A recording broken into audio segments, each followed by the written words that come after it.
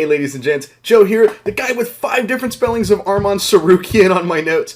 And so let's just talk about UFC Fight Night, Austin, or as I still kind of call it, UFC Fight Night, Tsarukan versus Dariush.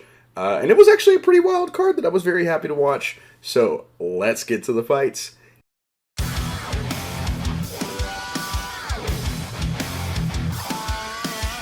Main event, we have a lightweight fight between Beneil Dariush and Arman Tsarukan. And first, we have to sadly talk about the rough luck of Beneil Dariush. This is a guy who a lot of us wanted him to get a title shot. He wanted the title shot because he had a really fun matchup against Islam Makhachev. He was a fresh face. He had a cool story, kind of similar to how Charles Oliveira had. And it was just kind of passed over multiple times due to, politics in fighting, matchmaking, and injury. So he took on Charles Oliveira earlier this year for a number 1 contender fight, and he got finished with strikes in the first round. But he was looking to bounce back against Arman Tsarukan this week, and Arman Tsarukan, man, this guy has some hype in the hardcore fans, and I was a fan of him coming into this fight initially. But he is trying his hardest to be Paddy Pimblett levels of unlikable. Him, Ian Gary, and all those guys trying so hard to be unlikable. They got me. No, I'm off this Arman Tsarukan fandom, honestly.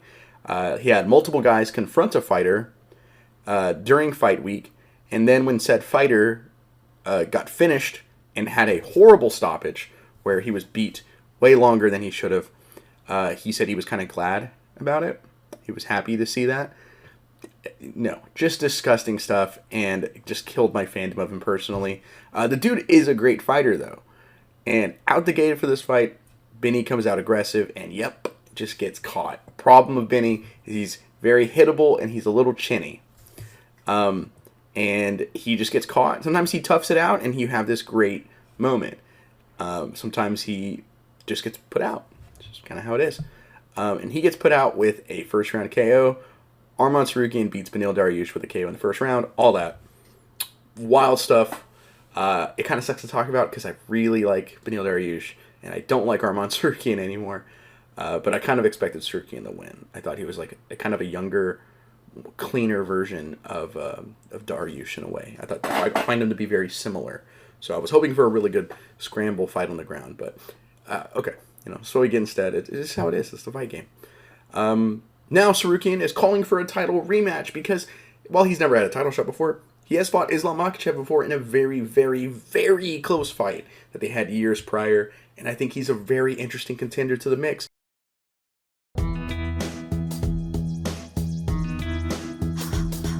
But now onto the biggest story out of this card. Normally I'm the guy telling jokes and stuff, but as you can kind of tell, I'm in a bit of a somber mood because it's kind of hard to talk about this stuff. So, co-main event, we have a prospect who has lost some luster, but I still think has upside, and Jalin Turner taking on fan favorite Bobby Green. Out the gate, both guys throwing shots. Jalin Turner is really letting it rip with, I think, a very, very interesting game plan for Bobby Green. I think it's smart, not interesting.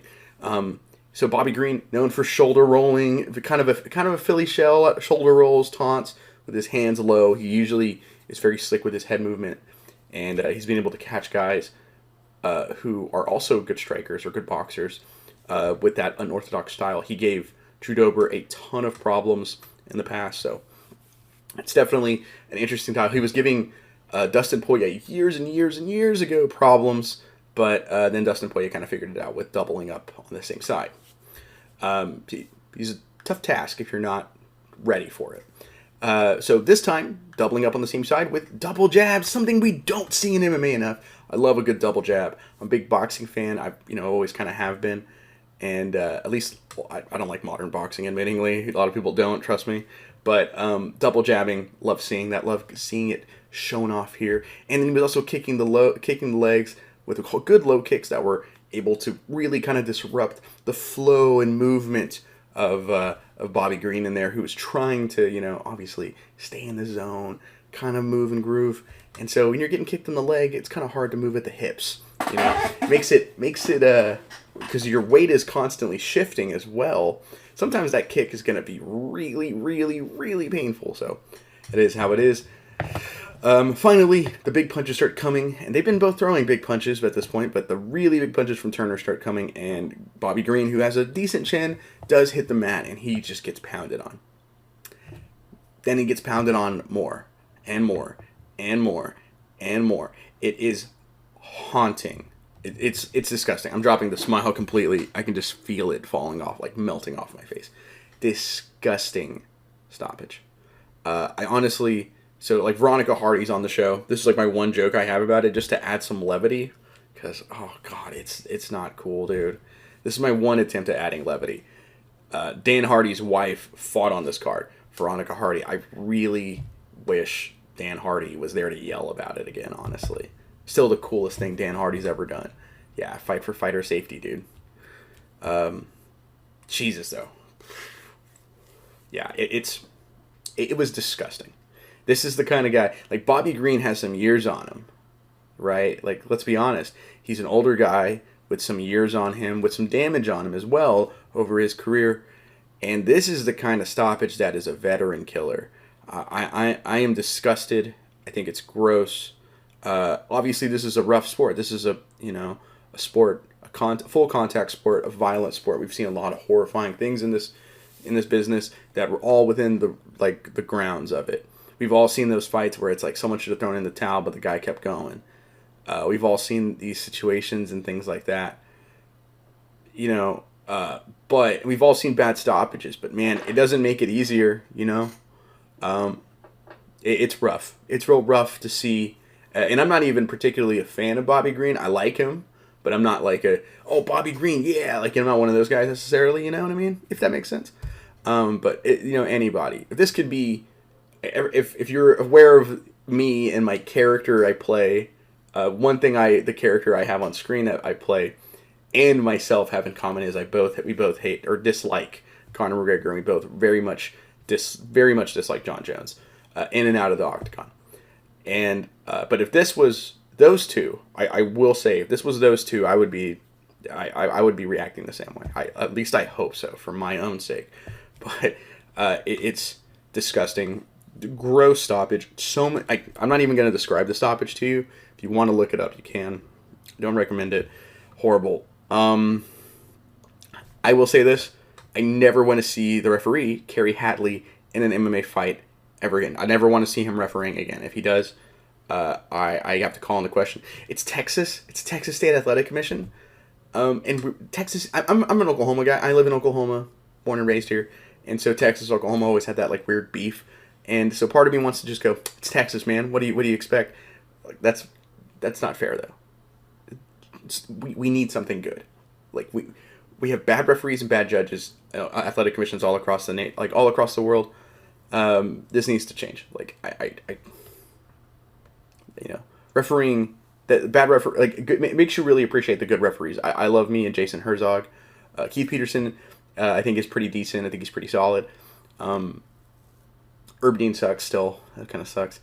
I thought Josh Rosenthal, if that's who I'm thinking of, years ago got busted. He got busted for basically being the Walter White of marijuana years ago, but I thought he was good. Yeah, I don't know. I got to move on from this. Jalin Turner, he's still looking good despite a rough 2023. I hope he really puts it all together for Bobby Green. Man, please have a good, safe recovery, man. I'm really praying for you, my guy. It's not your fault. It's not Jalin Turner's fault. It's the referee's fault. And that's what sucks about this sport sometimes. But let's go to the rest of the card. Maybe we can have some fun with this. Deivison Figueiredo, he wins his bantamweight debut against Rob Font by showing off his power and how it translates pretty well to bantamweight. At least it seems like Rob Font can sometimes get rocked easily. He doesn't really go out and finished easily, but he does get hurt easily, sometimes with shots. But he also did mix in some striking and his wrestling in there, which was very good to see. So an interesting layer and wrinkle added to the already fantastic bantamweight division. Another guy for, potentially another guy for Sean O'Malley to duck. Sean Brady, speaking of Sean Brady, he just controlled and dominated Kelvin Gastelum, ruining and spoiling the welterweight return for him. And he finished him with a Kimura in the third round. Joaquim Silva beat Clay Guida by decision in a super close fight. I thought it could go either way. I was kind of like a little distracted when I was watching it, but I heard it could go either way. I feel like, and And I think the first round is the one that's contentious, right? That's the round that's going to be contentious because it was very back and forth. Like I said, I was a little distracted, so I don't have the best input for my own score. I feel like my scorecard probably needs to be omitted. Miesha Tate dominates Julia Avila for 2 rounds before getting a neck crank in the final round. Then we had some crazy history made. 2 back-to-back KO slams, both in the first round, with Cody Brundage getting a Rampage-style triangle choke slam. And, but right before that, literally the fight previously was Drakkar Klose hitting one out of an armbar attempt by Joe Selecki. I could feel the bum, bum, bum, bum, the Pride music playing. Oh, it was so cool. Rodolfo Bellato got revenge for Shogun Rua by getting a comeback stoppage TKO win against Ihor Porteria. That is payback. I don't know if he actually said this, but I would imagine he probably thought it was payback for doing that cringy Fortnite dance after retiring him. Still, one of the cringiest things in MMA history, if you ask me. Jared Gooden got a big comeback himself against Wellington Turman for a rear naked choke win. Finally, as I mentioned before, Veronica Hardy, wife of Dan Hardy, got a decision win over Jamie Lynn Horth. And that's it for me, guys. I kind of bummed myself out talking about that Bobby Green stuff.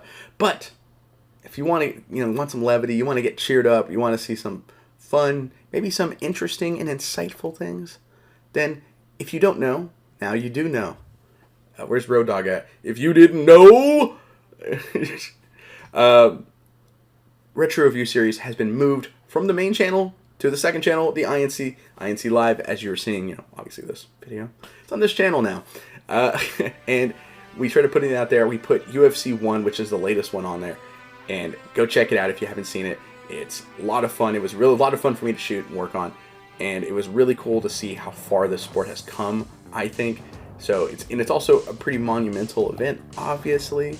So definitely check it out if you haven't seen it before.